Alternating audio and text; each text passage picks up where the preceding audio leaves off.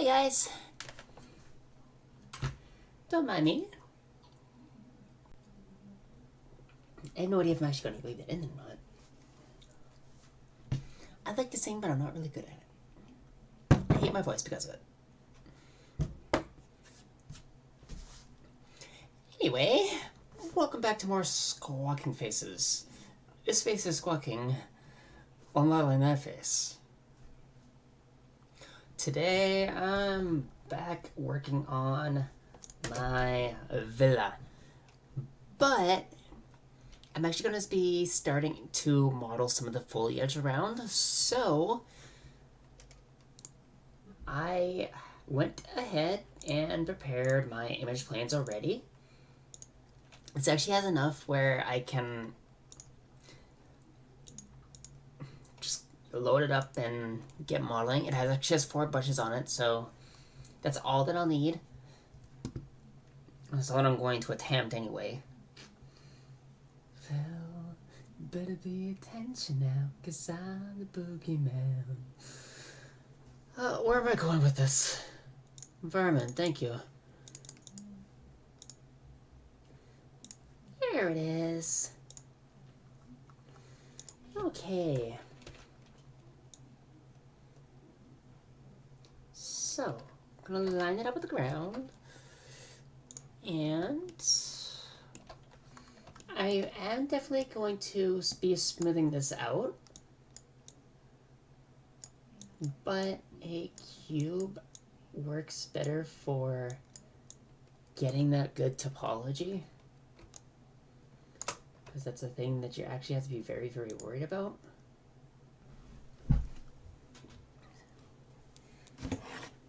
So, I am actually going to be using my fabulous Cintiq, because the pen tool that I'm going to be using works way better if I can actually draw on the surface, so that way my curves would actually be a heck of a lot smoother. The only thing is, working on tablet and Maya is not really going to be the best suited for some things, such as movement. Honestly, my setup here is a lot better than my setup than the setup at school, especially since I have multiple monitors. Like, one thing I noticed with half the schools out there that are teaching 3D animation and modeling is they only have 1 monitor per setup, and it's because they're more focused on class sizes than actually providing a proper teaching and learning experience for stuff like this. And for stuff like this, tablet, multiple monitors required. Okay.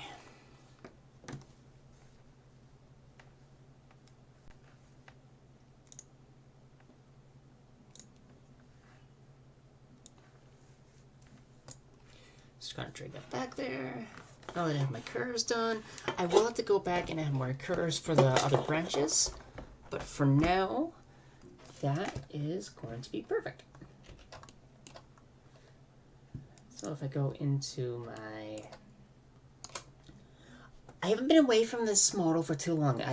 With these videos, I'm actually recording it meta stuff, but I'm actually recording it 1 day ahead, so I can edit in my off time and post it the next day, so it always keeps the videos flowing and keeps me from losing my head in this tiny box. But coming back to it each day, just day's bit to get back into it.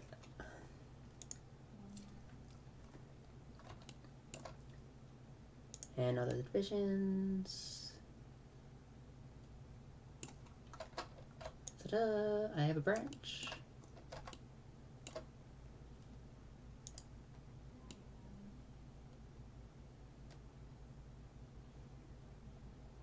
And now it is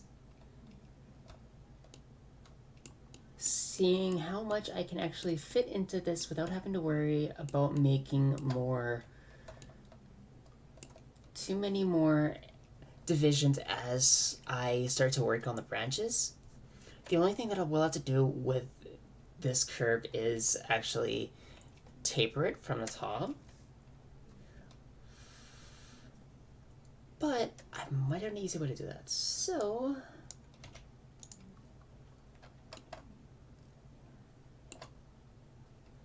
if I work on that one branch at a time, I should be able to get this done easily.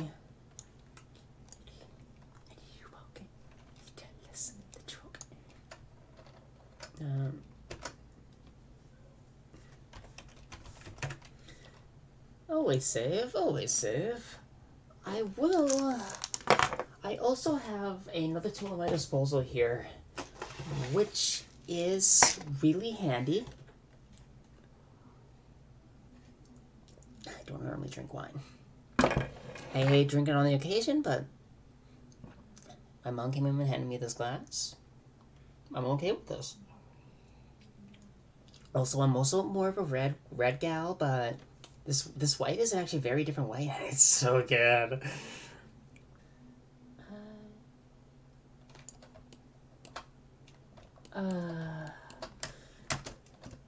See, that's the thing about being a modeler sometimes. Well, okay, and I am currently working on another video that kind of explains my outlook on, explains why I keep calling myself a griffin, why I use beak feathers for etc. It's a work in progress. Okay. It's a work in progress.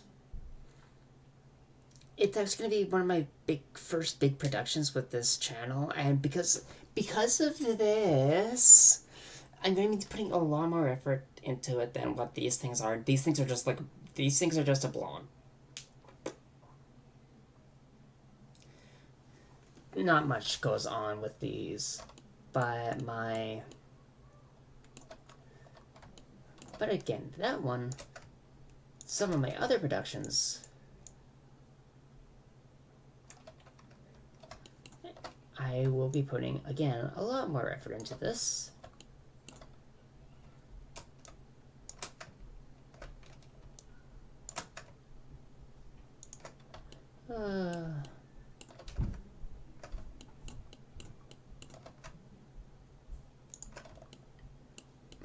See, normally, I used to be very insecure about a lot. Especially being a modeler and a fur. I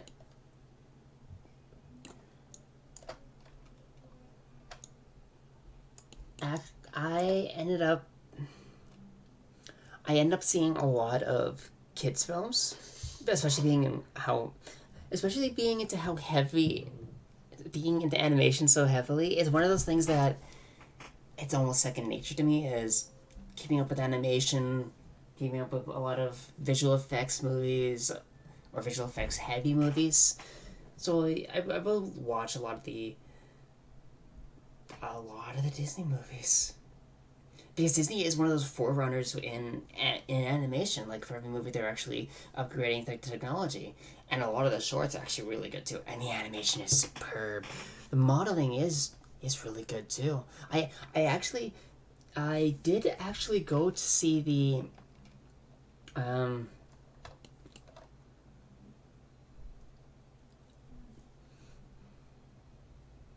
Science World video.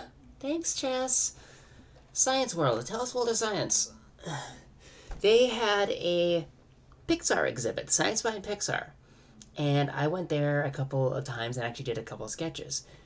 So it's a lot of basic stuff. They don't really go into a whole lot of detail, but what they do, it is really nice. Like, they have statues there, and I sat there sketching things for a while.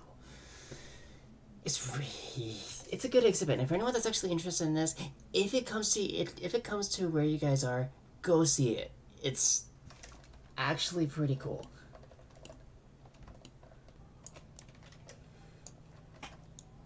Sometimes it's just easier to do vertexes than fuck around with faces. Part of my language. I'm a very vulgar bird.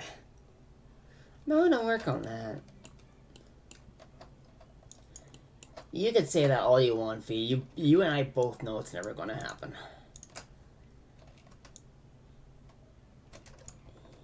You are correct, Chess. Probably.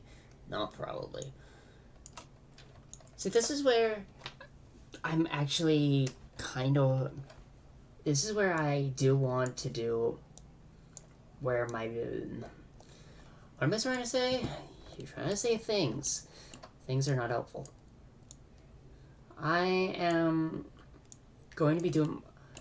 After college, my productions for YouTube are actually going to get a lot more intensive, which means videos won't be coming out as often, especially when I am working. But then again, being me, this is what I do on a daily basis, and I don't get tired of it because it's always something new. And not only that, but it's one of the few careers where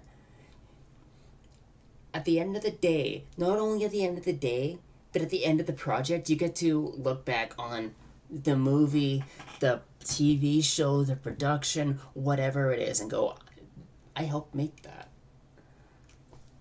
That's one of the things that always bother me about a lot of the jobs that I've had, and I've had a lot. I worked in a factory, I worked in stores, I did the theater, I did customer service. I did a lot. And the main thing that I don't like about half those jobs, they're not fulfilling. I've been doing this for a while, and this is way more fulfilling to me than anything else that I have found.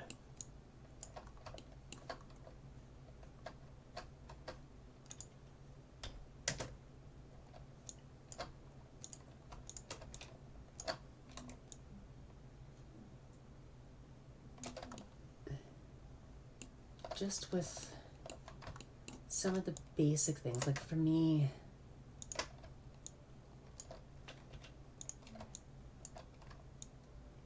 because I've been dealing with animation for so long,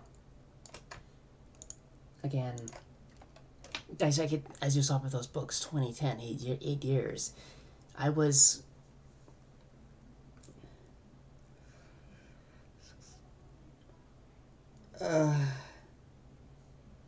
18.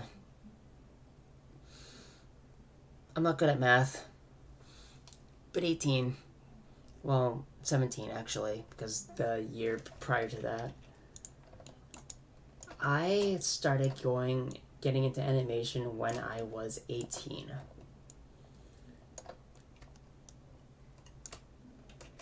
And with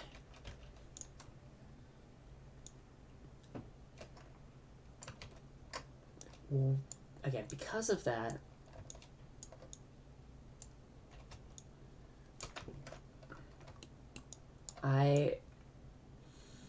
animation is almost as basic to me as breathing at this point.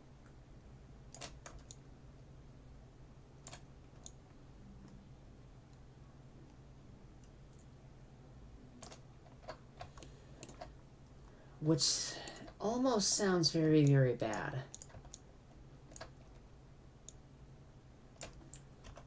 But not to me.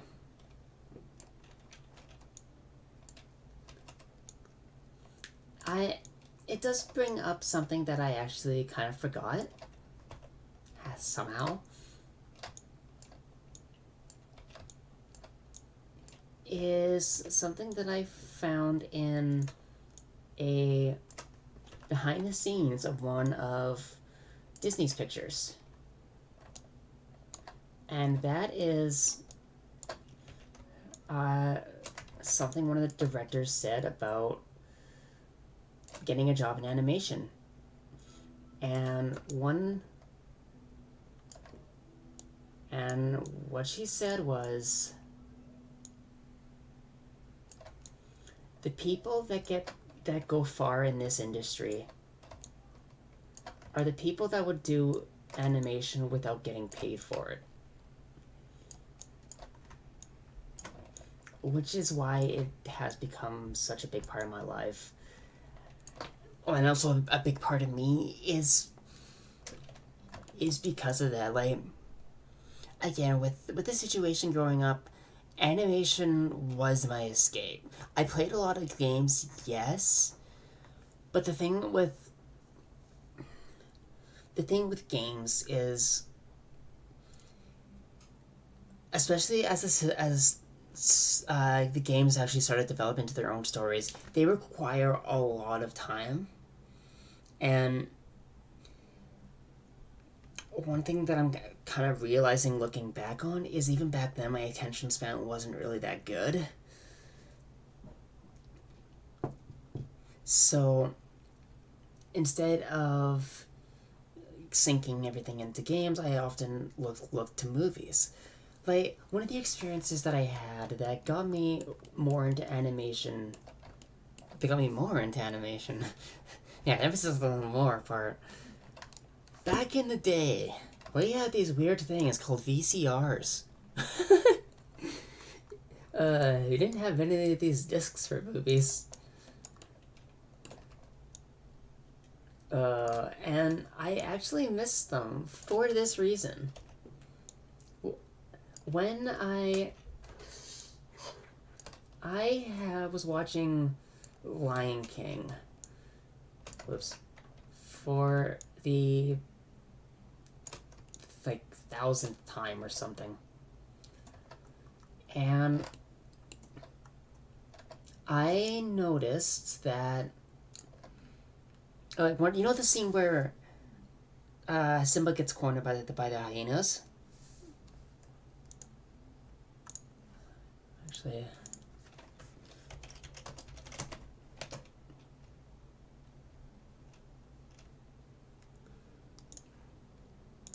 okay,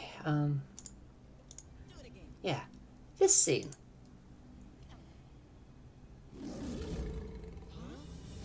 That part right there. I saw that, and I just kind of. I've seen this movie a lot. It's probably numbering more than the hundreds at this point. I actually have when they released the entire trilogy in a little drum. I got that too. I saw this in 3D when it came out. I'm such a fur.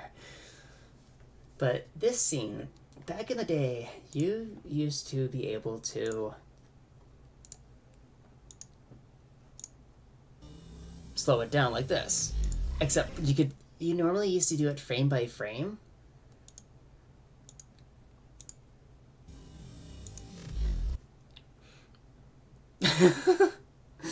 And I managed to pause it right on the frame where all the hyenas' heads were kind of connected. Like, because Simba's paw comes in off screen and just whoosh, and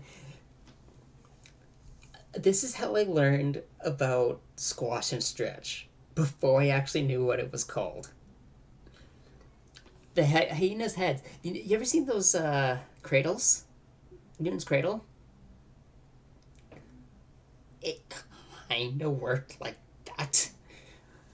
So you have his paw coming in, and you have one of the hyena's heads. It connected. That squished into the next hyena's head, and by the end of that, like that small sequence, which is like only a couple of frames, you have the three hyenas heads that are super stretched this way and look like pancakes. And at the time, I was only like 7, 8, maybe younger.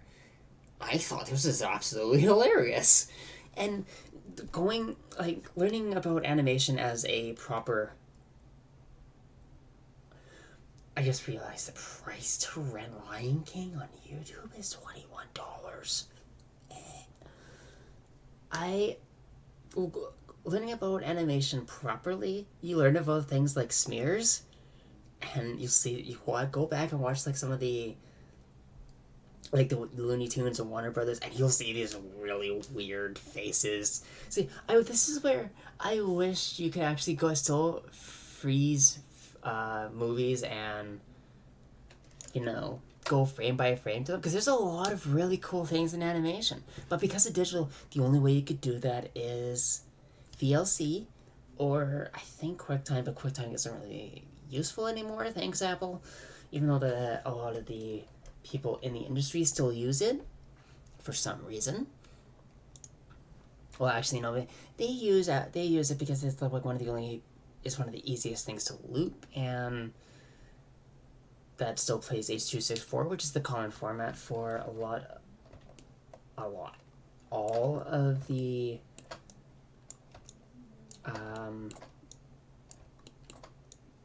it's industry standard is what I'm trying to say.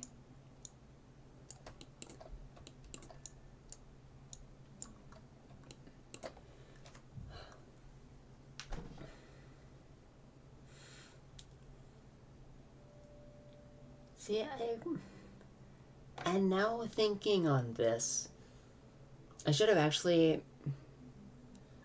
made all the chords for all the little twigs, and it just would have been simple. I might do that.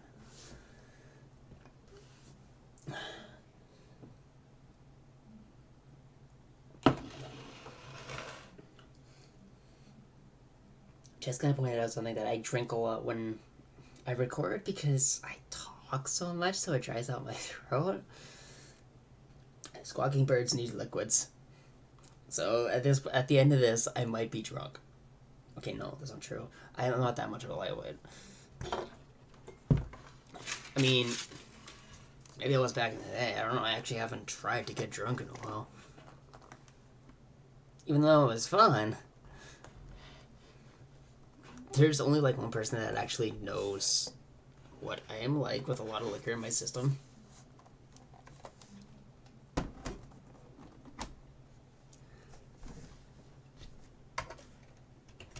And pardon, may be watching.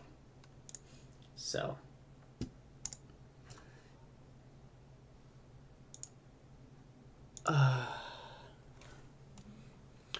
I'm realizing, okay,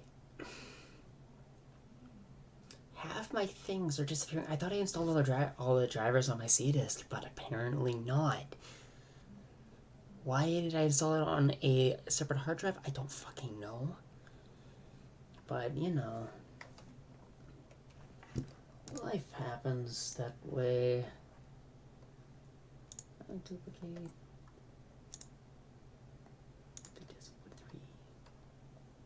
Hell yeah, boy. Okay, that's much better. I had it extended onto a different screen.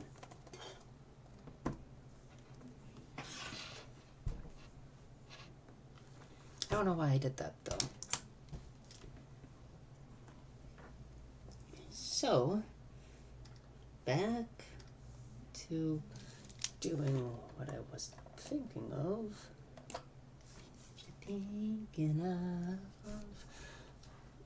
I'm going to curve out all of my sticks.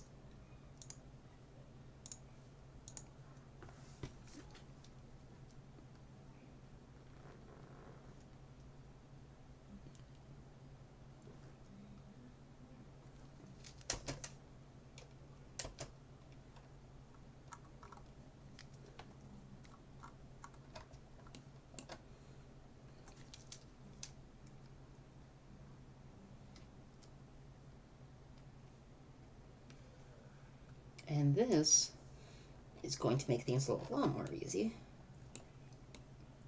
A lot more easy, huh? A lot easier. Clearly I can't speak English. I don't think it's because of the wine.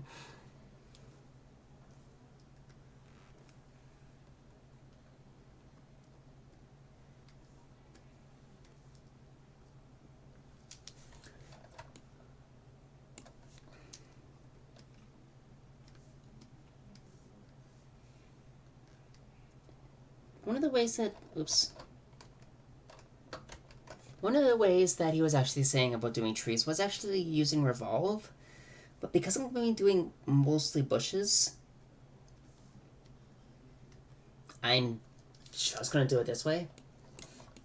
And then I can use my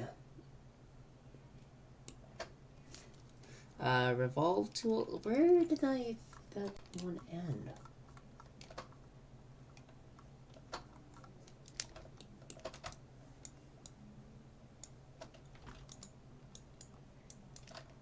Oh, I did not make that one. I did not make that one.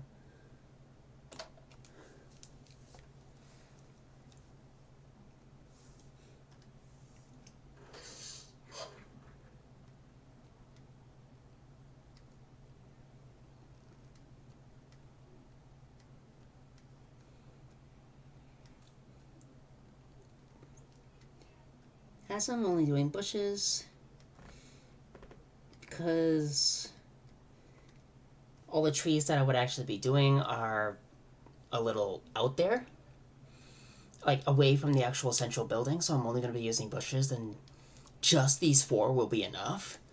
Because again, using the trees are going to be using the leaves that I actually modeled, they're going to be a little dense, but then again, that entire scene is going to be dense by the end of this. Especially once I actually go into Mudbox and start sculpting all the details into my building, or into the villa. Which, by the way, that brings up a really good point. There are multiple programs for doing sculpting in this industry. One of them is Mudbox, which is my personal preference. And the other one is ZBrush. Personally, ZBrush, I can't fucking stand. Even though it's industry standard, I feel the industry is an idiot. Like, there's a story behind ZBrush. They created this software, and Autodesk, the people that own Maya, actually came to Pixelogic and went, "You have a cool software. We'll buy it out for it. We'll buy it from you." And they went, "No." And after that, Autodesk developed Mudbox, and Pixelogic has been going as far away from Maya as possible, as far as controls and everything. They actually started. I think there's also rumors about them starting a new program called like Z Model or something.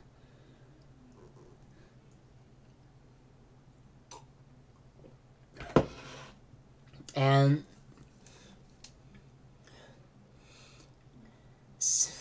Pixelogic's controls are such a nightmare. And not only that, Autodesk's elite. Nice thing about being a student, Autodesk offers their entire suite for free for 3 years. ZBrush, Pixelogic doesn't even offer student pricing. And ZBrush costs $600. This industry is not cheap to get into. And not only that, but when you have a piece of software that's pretty much industry standard that you can't really get very well, Pixelogic, what are you thinking? So yeah, I'm using Mudbox, and not only that, but there's also another thing why I use Mudbox and not ZBrush. But that's kind of going into nitpicky things about workflow and whatnot.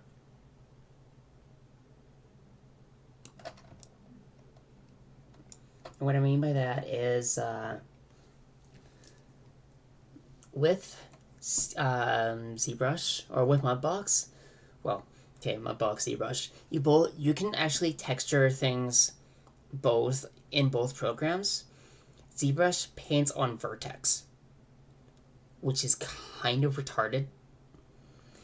And Mudbox actually paints on your chest. What's the word? UVs. It paints on your UVs, not your vertexes. And not only that, but Mudbox you can control exactly like Maya. And not only that, I'm pretty sure it's still here.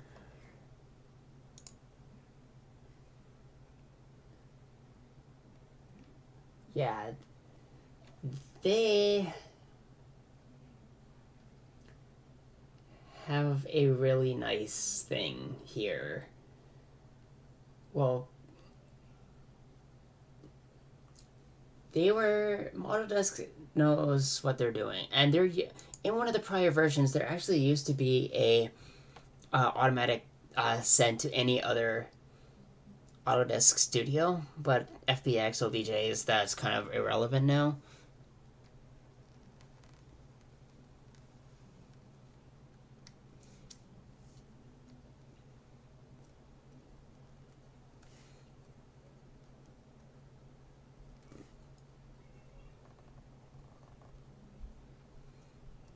So I actually have a plan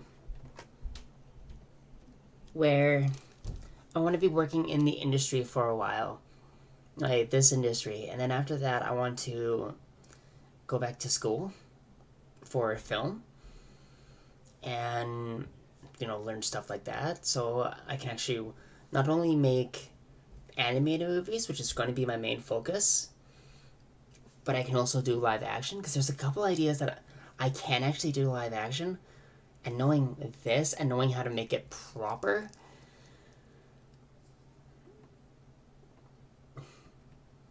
would be really, really handy. Speaking of which, there's a new Pokemon movie. I'll make a video just by itself about that. Because I have a lot to say. One of the main things is it's dark and gritty for a Pokemon movie where all the Pokemon characters are brightly colored. So the lighting on those things looks very, very weird. Very, very weird. Like, to the point you can tell that it's computer generated. And when you're doing live action,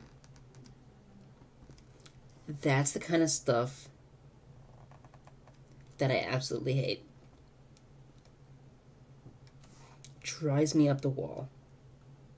Like, I could be sitting there watching a movie, and as soon as there's a scene where everything's not rendered properly and color corrected and everything, where you can tell, the movie just kind of drops.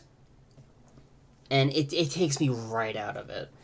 It's like, which is brings me to an interesting point about making movies. And correctedness. That's already there. What I mean by correctedness is getting details right. So the people that are doing these things every day for their life won't be taken out of it by small details. Like, if someone was really into electronics or electrical things, and there's something in your movie where it's not correct, they're going to notice that.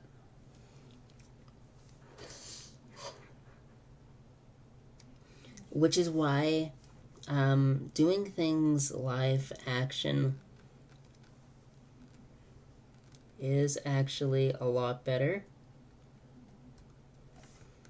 especially with the ability to build sets. So if you're doing stuff like that, you won't have someone that is watching it either with their kid or God forbid that it's actually a good movie, where they can actually enjoy it a little more, and they can pick up on those small things when they come out of the movie. They're like, hey, that was actually half decent. I like these little things they threw in there for, I don't know, electricals or physicists or whatever. It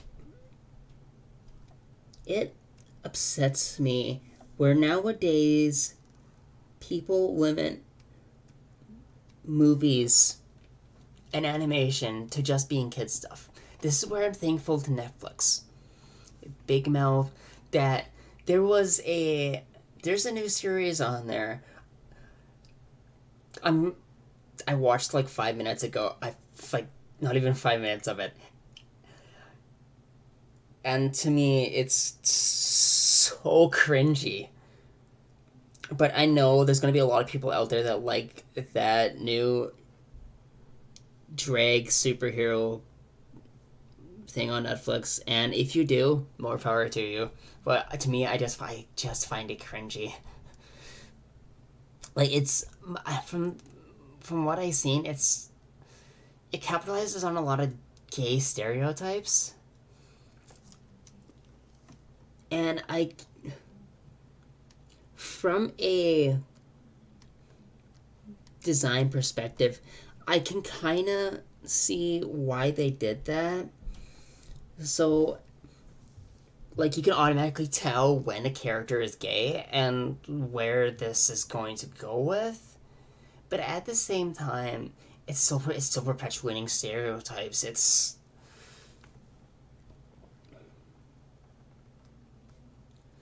I am not a big fan of stereotypes.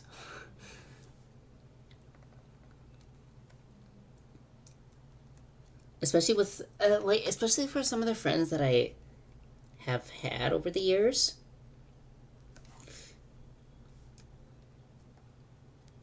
I have had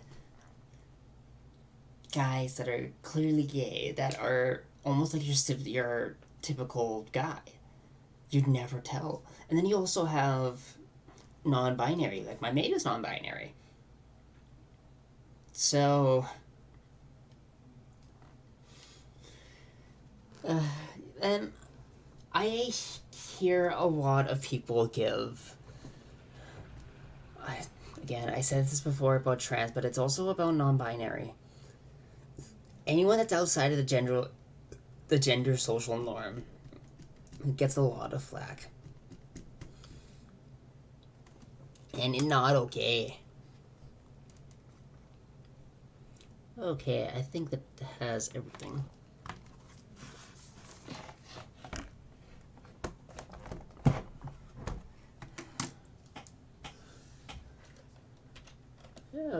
Okay, so. Okay, I hope I didn't need that. But. I was messing with things, and I think it just came out of my incorrect line, so. Oops. See, look how much easier that is.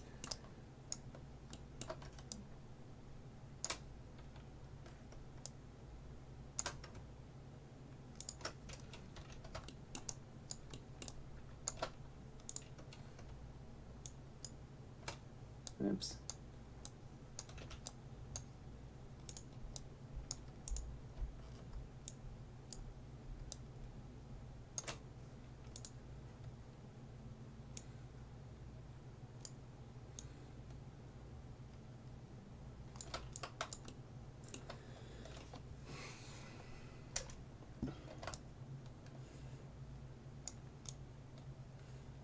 Body says you're the man.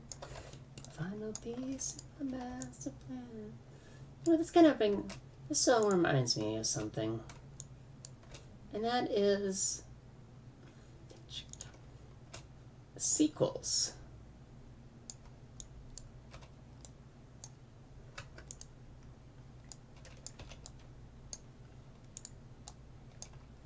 Some sequels are good. Like, I am going to be one of the very, very few people that says this. And I actually posted this on Facebook too, because I can do that. And this is the thing is, I actually liked it. I actually liked the Footloose remake. Sequels, remakes, but remakes. I meant remakes. But yeah, the Footloose remake, I actually kind of like a little better. I'm gonna get crucified for saying that, but you know,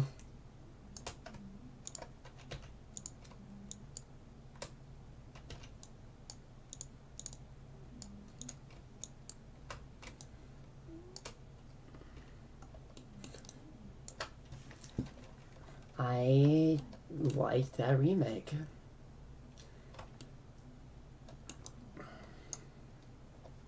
And that is nothing to be ashamed of. I wanted to go back and actually kind of manipulate some of this stuff, but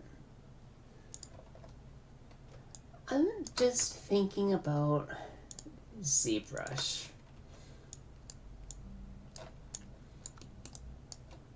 Well, both ZBox or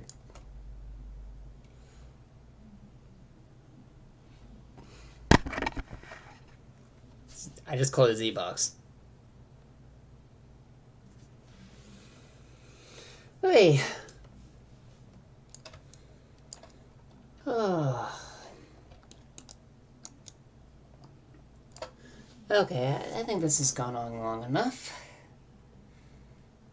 This was going to be a little bit of a pain in the ass, because a lot of the stuff that I actually did in this, I'm probably not going to be putting in.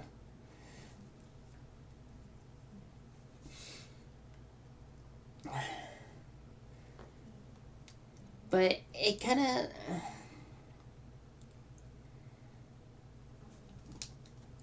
of just shows, after you've been doing this for a while, you always find like little personal ways to, well, you find ways to make your life a little bit easier when doing this, and stuff like, God.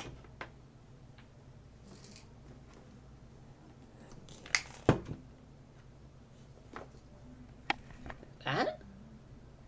Tartarus? Cintiq? My mouse?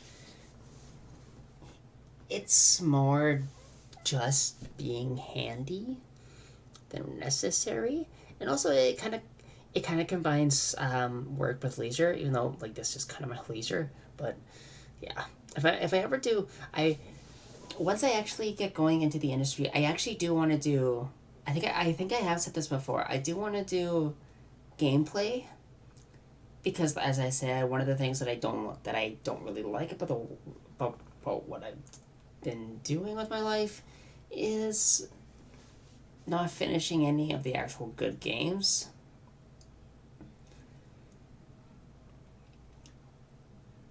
And I kind of want to change that. So I hope to get there one day.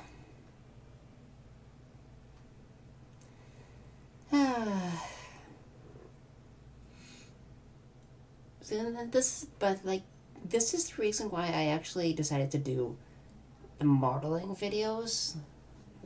This stuff.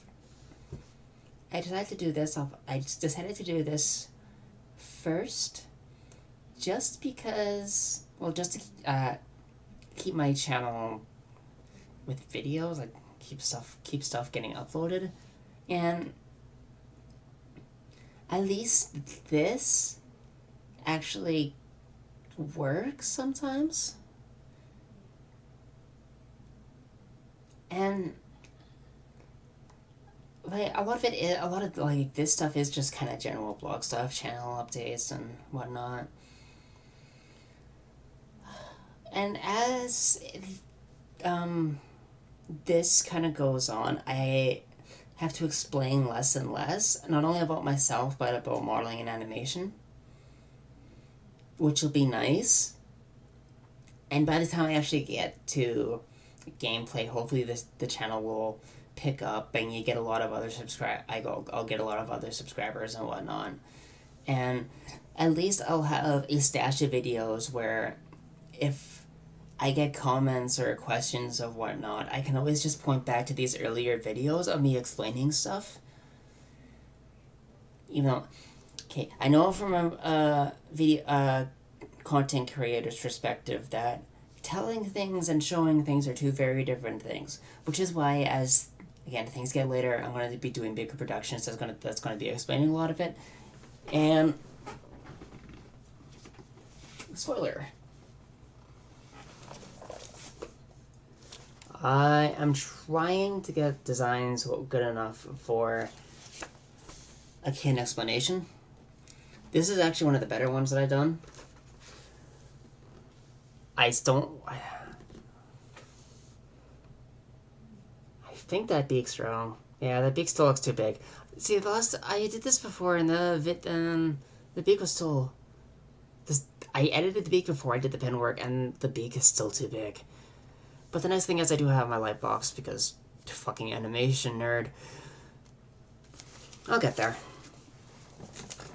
I actually do have the script mostly written, so this the explaining videos are going to be one of the only things that I actually do script out. Most of it I do just like ranting at a camera.